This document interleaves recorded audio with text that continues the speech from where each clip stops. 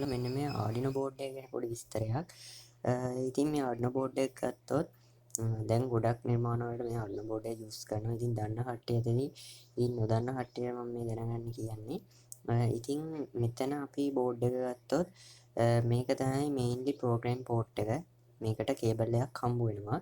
ඉතින් මෙතනට පුළුවන් අපිට සප්ලයි දෙන්න අපි මොකක් හරි නිර්මාණයක් කරලා ඒක පවර් කරන්න අපිට මේක පවර් සප්ලයි එකක් හරහා අපිට කරන්ට් එක දෙන්න පුළුවන්. සාමාන්‍යයෙන් ආඩිනෝ බෝඩ් එකට ලොකු කරන්ට් එකක් දෙන්න බෑ. එහෙම වුණොත් මේ බෝඩ් එක පිච්චෙනවා, බෝඩ් එක ඩැමේජ් වෙන්න පුළුවන්. ඉතින් මේ බෝඩ් එකේ තියෙන පින් ගැන කතා කරොත් මෙතන තියෙනවා මේ සේරම ඩිජිටල් පින් PWM සිග්නල් වලින් වැඩ කරන්නේ.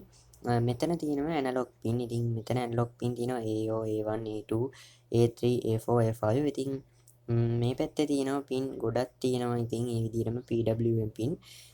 ඉතින් මෙතන අපිට පුළුවන් අපි හදන නිර්මාණ වලට උදාහරණයක් වශයෙන් ගත්තොත් ඩිස්ප්ලේ වලට බසර් වලට අපිට මේ පැත්තෙන් කරන්ට් එක ගන්න පුළුවන්. ඉතින් මෙතන තියෙනවා ග්‍රවුන්ඩ් දෙකක් වගේම 5 වෝල්ට් 3.3 වෝල්ට් තියෙනවා.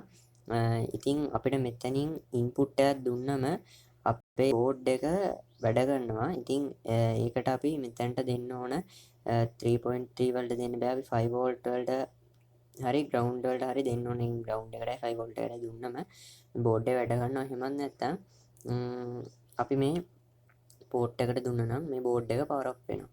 හරි. අපි ඊළඟ වීඩියෝෙන් බලමු මේක හරහා නිර්මාණයක් වැඩ ගන්න විදිය.